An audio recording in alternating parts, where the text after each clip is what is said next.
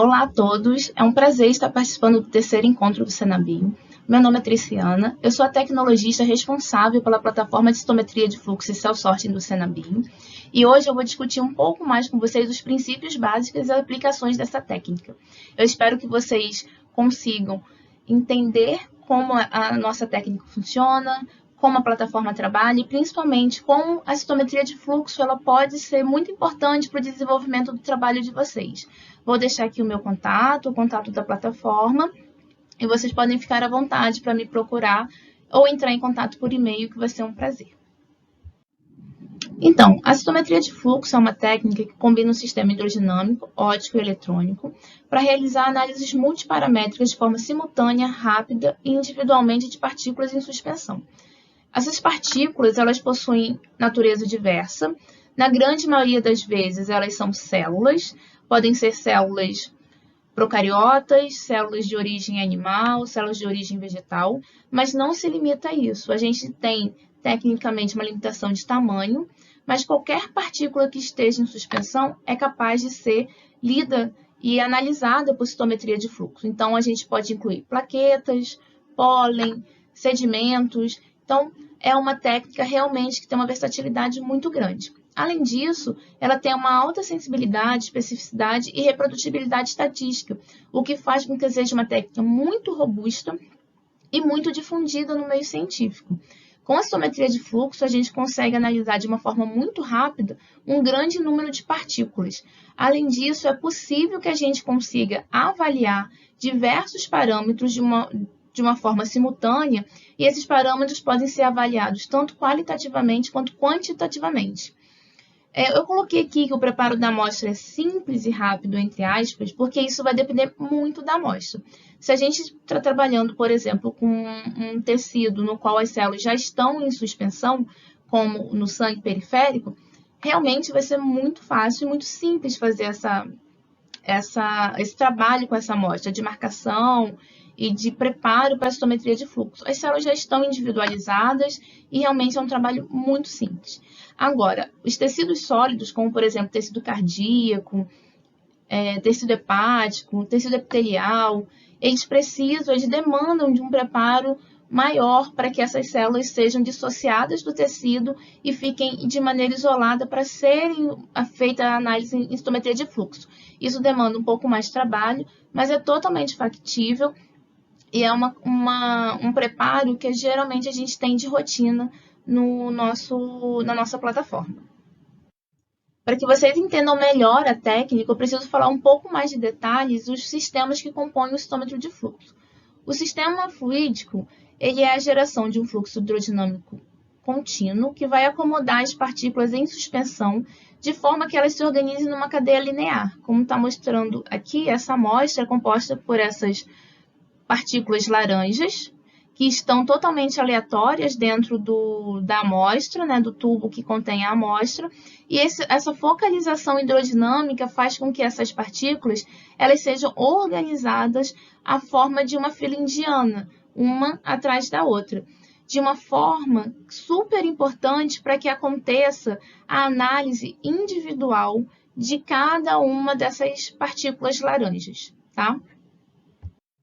E aí, após a organização das partículas de forma linear pela focalização hidrodinâmica, a nossa fonte de luz, que no caso é um laser, ele vai interagir de forma individual com cada uma das partículas e serão emitidos dois sinais.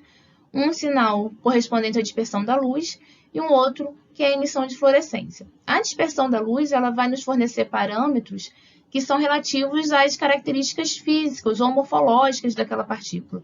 Então, eu tenho a dispersão frontal, que é o FSC, que é proporcional ao tamanho da partícula, e eu tenho a dispersão lateral, que é o SSC, que é proporcional à complexidade interna daquela partícula. No caso de uma célula, a gente consegue definir se ela possui muitos grânulos, muitas vesículas, ou então uma célula muito vacuolada, pouco vacúolo, e a gente consegue ter, através desses dois parâmetros, essa noção da morfologia, dos parâmetros físicos daquela amostra. Além disso, essa emissão de fluorescência ela está condicionada ao uso de fluorocromos. Esses fluorocromos eles são super importantes para fornecer outras informações, análise de partículas, análise de expressão de moléculas, seja de superfície celular, ou seja de partículas que estão expressas no citoplasma, ou mesmo no núcleo da célula.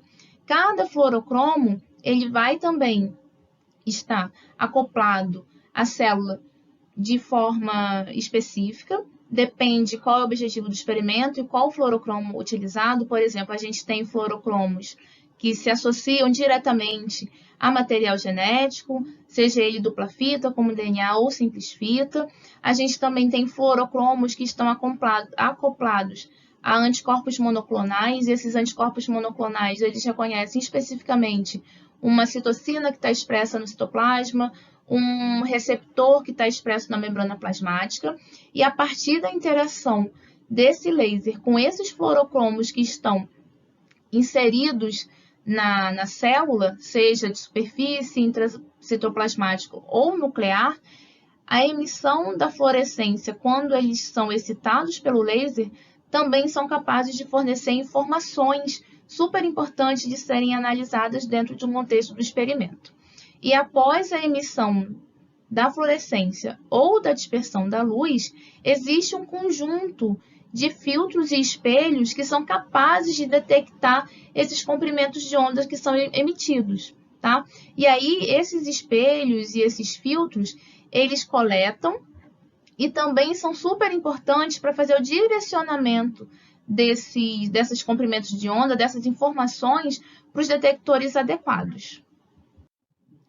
E aí a gente chega no sistema eletrônico, que é responsável por fazer a conversão dos comprimentos de onda, né, dos sinais ópticos que foram gerados a partir da interação do laser com a amostra, com a partícula em análise, e ela faz essa conversão para um sinal elétrico. Além disso, esse sinal elétrico também é amplificado por dois tipos de amplificadores, os lineares e os logarítmicos. Então, esse sinal elétrico analógico, ele é convertido num sinal digital, que vai ser processado pelo computador, e então vão ser exibidos as informações que foram retiradas a partir da análise dessa amostra, né? E essas informações, elas são transmitidas e são avaliadas para a gente através desses gráficos. Pode ser um histograma, um dot plot, existem diferentes formas de mostrar a informação que foi retirada a partir da citometria de fluxo na análise daquela amostra em particular. Então, agora a gente consegue entender como esse dado é gerado e, principalmente, a gente consegue ter uma noção de como interpretá-lo, né? A interpretação de dados eu vou deixar para um próximo momento, mas rapidamente falando, só para a gente consolidar o que a gente viu dos sistemas que são básicos para a citometria de fluxo, só para a gente ver aqui no gráfico A o perfil físico, né, que é correspondente à dispersão da luz da interação do laser com a célula.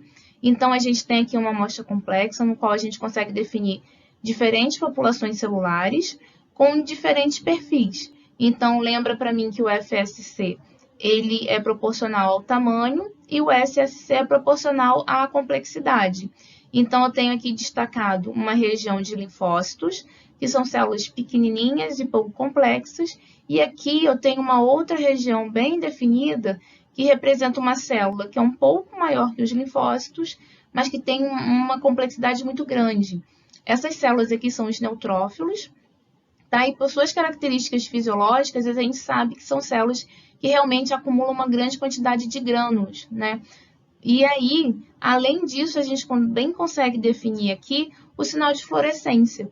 Nesse caso, nesse experimento, foi utilizado um anticorpo monoclonal que reconhece especificamente moléculas CD3, que são expressas em linfócitos T. E esse anticorpo monoclonal, ele tinha um fluorocromo acoplado a ele. Então, no momento que a gente faz aqui a delimitação das regiões do linfócito, eu consigo determinar, através do sinal de fluorescência desse anticorpo monoclonal, que reconheceu a molécula CD3, quais são as células que esse anticorpo se ligou, ou seja, quais são aquelas células que expressam essa molécula. E aí a gente consegue ver duas populações. Uma população que não expressa essa molécula, ou seja, no qual o anticorpo não se ligou, e obviamente quando houve a interação do laser com a célula, não tinha nenhum fluorocromo, E aqui eu tenho uma outra população que houve a sinalização, teve essa fluorescência. Nessa população que expressava o CD3, o anticorpo monoclonal se ligou e como ele tem esse fluorocromo acoplado, no momento que houve a interação com laser, houve uma emissão de fluorescência, tá? Eu não vou me prolongar na análise dos gráficos, que não é o nosso objetivo, mas só para a gente entender melhor esse contexto, a gente tem aqui um experimento no qual foram utilizados 5 anticorpos monoclonais com 5 fluorocromos diferentes. E através da combinação dessas populações, no qual eu consigo ver quem expressou, quem não expressou, onde foi detectado fluorescência e onde não foi detectada essa fluorescência, eu consigo definir o perfil imunofenotípico dessas populações. E no que diz respeito das aplicações da citometria de fluxo, a gente tem uma versatilidade muito grande. Ela é uma técnica que permite que a gente consiga avaliar um grande número de amostras de diferentes fontes, de diferente natureza e com objetivos muito diversos. Então, a gente consegue fazer uma análise quantitativa e qualitativa das moléculas que são expressas na membrana celular, no citoplasma, no núcleo. A gente consegue ter avaliação de metabolismo através do uso de sondas fluorescentes, que elas aumentam ou então se tornam fluorescentes na presença de determinados metabólitos, como espécies reativas de oxigênio. A gente consegue fazer análise de material genético, como está exemplificado aqui, a gente consegue fazer ciclo celular, a gente consegue avaliar a poliploidia da célula, a gente consegue fazer dosagem de citocina, tanto pela expressão da avaliação da expressão dessas citocinas no citoplasma da célula, quanto também na citocina secretada. Hoje em dia, a gente tem ensaios multiplex que fazem, através do uso de algumas BIDs, o que seria reprodutível no ELISA, por exemplo, só que por citometria de fluxo. A gente consegue dosar e, especificamente, quantificar as citocinas que estão presentes dentro daquele meio. A imunofenotipagem, que eu acabei de mostrar rapidamente para vocês, enfim, é uma técnica muito versátil mesmo. E aí, na nossa plataforma de citometria de fluxo, a gente tem um citômetro do modelo Flaxaria 2, no qual a gente tem 3 lasers, um violeta, um azul e um vermelho. Nós somos capazes de avaliar simultaneamente até 11 parâmetros, sendo os 2 físicos que a gente viu, o FSC e o SSC, mais 9 fluorescências. E o nosso citômetro também é capaz de fazer o procedimento de cell sorting, que é um procedimento capaz de isolar uma população ou uma única célula frente a um grupo heterogêneo. Não é todo citômetro que consegue fazer esse procedimento de cell sorting, tá? Ele precisa de um sistema especial dentro do citômetro e o nosso citômetro tem. Então, eu vou falar um pouquinho sobre esse procedimento com vocês, tá? Como eu já falei, o cell sorting, ele é um processo de separação ou isolamento de uma partícula, né, no caso, que eu tenho dado como exemplo de uma célula, ou de um grupo de células a partir de uma mistura heterogênea. E aí, para esse procedimento de cell sorting, é necessário que após as células serem organizadas dessa forma linear pela focalização hidrodinâmica, que elas sejam acomodadas em gotinhas individuais, né? E quem faz isso é uma peça vibratória que a gente chama de nozzle. Esse nozzle ele vai quebrar o fluxo contínuo em pequenas gotas, e cada gota dessa vai ter uma única célula, tá? E aí, essas gotas, além de conter uma única célula, elas também vão receber uma carga elétrica, de acordo com a célula que ela contém.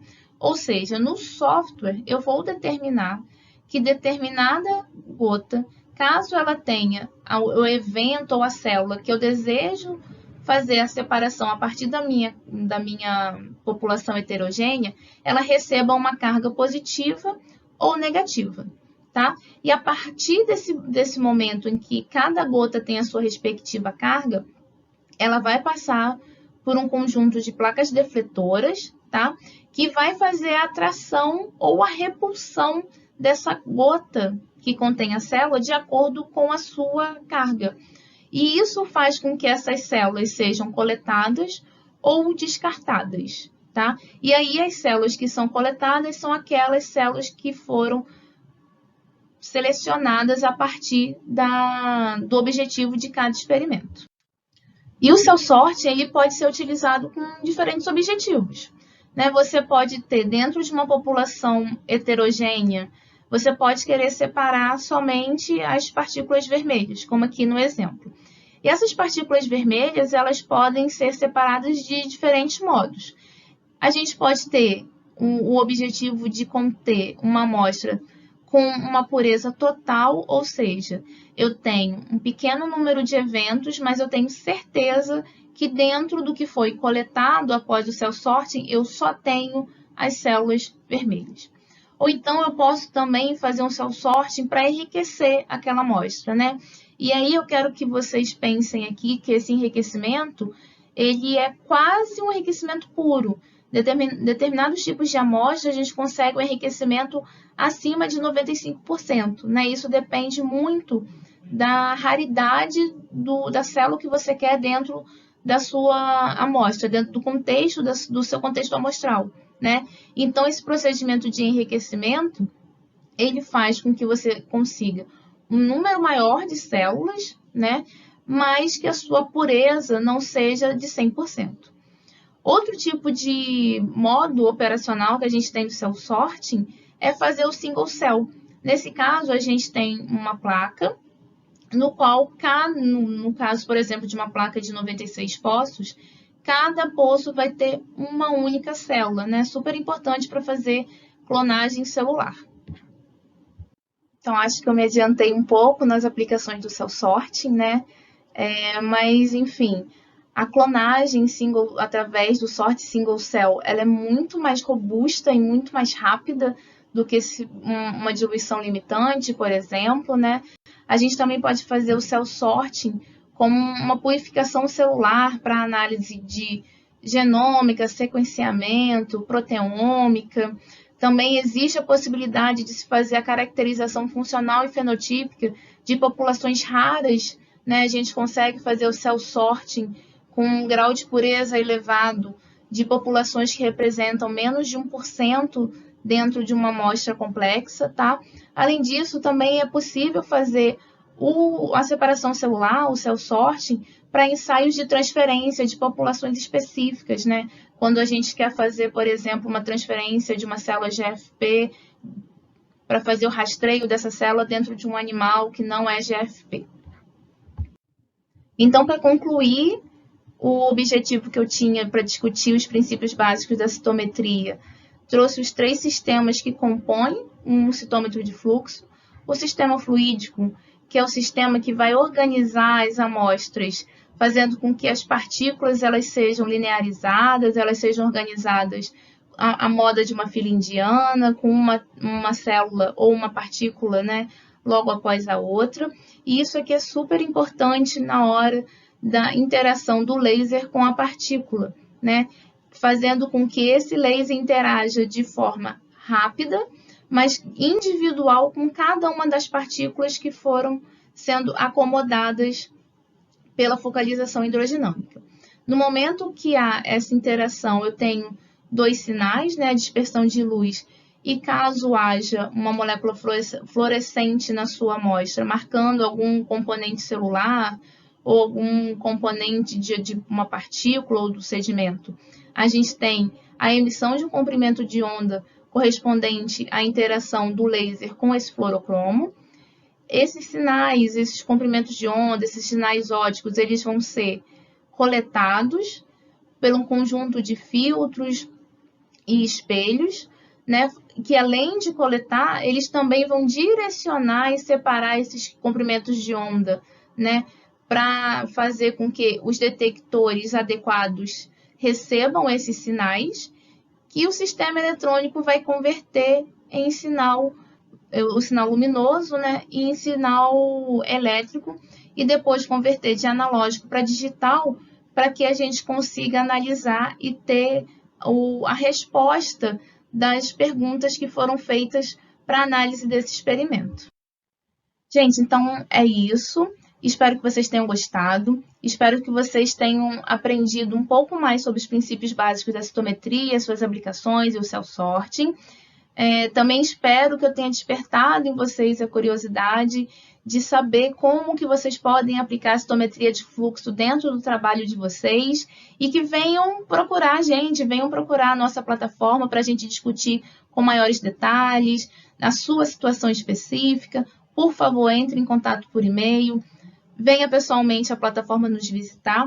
E agora eu vou apresentar um pouquinho, bem rapidamente, do como o nosso Fax Área 2, que é o citômetro que a gente tem na nossa plataforma, como que ele trabalha tentando aplicar os conceitos que a gente viu agora.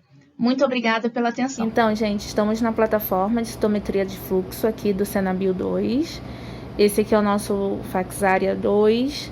Ele está dentro de um fluxo laminar, o que permite que a gente faça alguns procedimentos de forma estéril, como por exemplo fazer o sorting de determinadas células e elas estarem aptas a irem para a cultura sem nenhum tipo de contaminação, tá? Eu vou mostrar para vocês como que ele é por dentro agora. Então aqui a gente tem o nosso conjunto de filtros e espelhos correspondente a cada um dos 3 lasers presentes no nosso citômetro, tá? Esse carrossel aqui, ele é composto pelos filtros e espelhos que detectam os comprimentos de onda excitados pelo laser azul, esse aqui pelo laser vermelho e esse aqui pelo laser violeta, tá? Então aqui a gente consegue ver todo o conjunto de filtros e espelhos que vão literalmente filtrando e direcionando os comprimentos de onda para os detectores adequados. Aqui embaixo a gente tem a região específica de acondicionamento de amostras. Aqui no meu lado direito são os tubos no quais as amostras são inseridas dentro do citômetro. E aqui no meu lado esquerdo é o local onde as amostras são coletadas após o sorting. Elas podem ser coletadas em tubos, como a gente está mostrando aqui. Daqui a pouco eu mostro como isso funciona melhor. Ou elas podem ser coletadas em placas, e aí a gente tem uma plataforma móvel que vai direcionar a placa de acordo com a necessidade de cada experimento, e daqui a pouco eu mostro também como é que funciona melhor. Vou fazer uma pequena demonstração de como o aparelho funciona. Eu já coloquei o meu tubinho aqui, ele é transparente, mas acredito que dê pra ver. Como amostra eu estou usando beads, que são pequenas esferas que contêm uma fluorescência, tá? E agora eu vou fazer com que essa minha amostra passe por aquele fluxo hidrodinâmico e ela seja inserida para ser analisada dentro do citômetro de fluxo.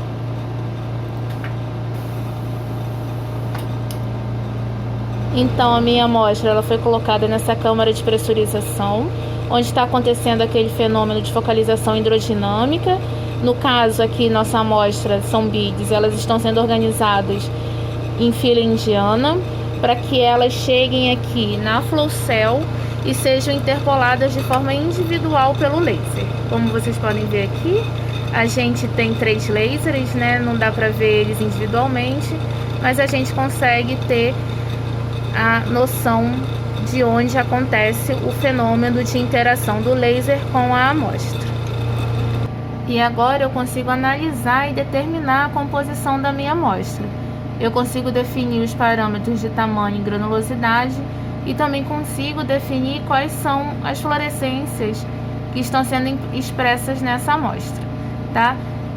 Cada pontinho desse que aparece no gráfico do SSC por FSC corresponde a um evento. No caso aqui eu estou usando beads, tá?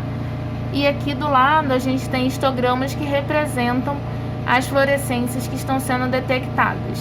A ação do processo de separação solar por cell sorting ainda é necessário que as amostras ainda passem por um campo elétrico, que é fornecido por meio dessas 2 plaquinhas, as placas defletoras, no qual as amostras vão passar por aqui e vão ser separadas de acordo com o interesse de cada experimento. E agora eu vou demonstrar para vocês como seria fazer o processamento de cell sorting em placa, tá? Como eu falei anteriormente, eu tenho aqui um adaptador que direciona a placa, aqui uma placa de 96 poços, para fazer a coleta das minhas células de interesse.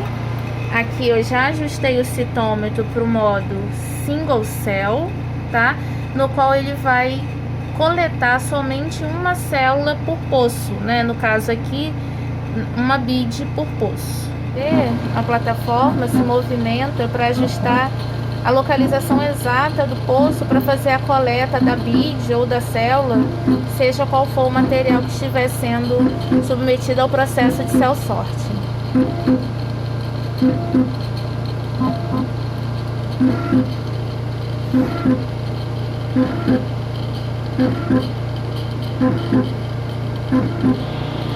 Gente, então é isso. Eu apresentei de uma forma super rápida a nossa plataforma para vocês conhecerem o nosso citômetro, ter uma noção maior do trabalho do que a gente desenvolve aqui na plataforma e principalmente para vocês ficarem curiosos sobre as nossas potencialidades, o que o citômetro pode fazer para ajudar no seu trabalho. Então, espero que eu tenha despertado essa curiosidade em vocês e principalmente espero receber a visita de vocês muito em breve na nossa plataforma. Muito obrigada pela atenção e até logo!